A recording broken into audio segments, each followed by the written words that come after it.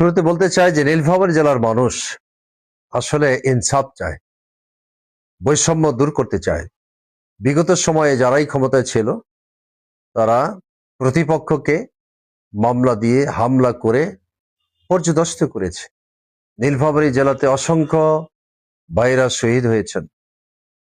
ন্যায়ের পক্ষে, ইনসাফের পক্ষে আন্দোলন করতে গিয়ে তারা জান দিয়েছেন। সেই দিক থেকে নীলফামারী জেলা হলো শহীদদের জেলা। মাজলুমদের পক্ষে জনগণ অবস্থান নেয়। আমরা ছিলাম বিগত সময়ে অত্যাধিক মাজলুম।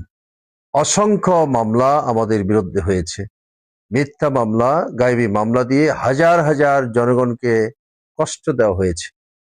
সে কারণেই জনগণ চায় যে আমরা এমন একটি ইনসাফ এবং সুশাসন কায়েম করব যার মাধ্যমে সকল জনগণ তাদের ন্যায্য অধিকার ফিরে পায়।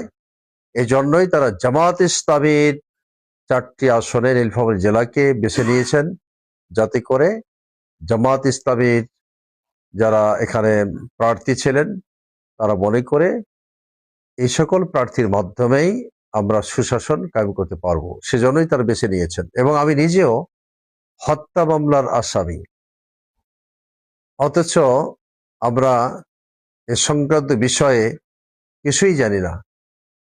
হয়তোবা রাজনীতির ময়দান থেকে প্রতিপক্ষ আমাদেরকে আসামি বানিয়েছে, যাতে করে জনগণের সাথে একাকার হয়ে দেশের স্বার্থে, বাংলাদেশের জনগণের স্বার্থে রাজনীতি করতে না পারি। এ ধরনের তাদের একটা ষড়যন্ত্র থাকতে পারে, সেদিক থেকে মামলা করেছিল। আমরা তাদেরকেও আহ্বান জানাতে চাই, আসুন সবাই মিলে আমরা এই নতুন বাংলাদেশ করি, যে বাংলাদেশের স্লোগান হবে দুর্নীতিমুক্ত সমাজ, বৈষম্যমুক্ত রাষ্ট্র।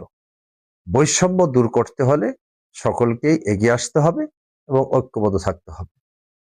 আমাদের করণীয় কি?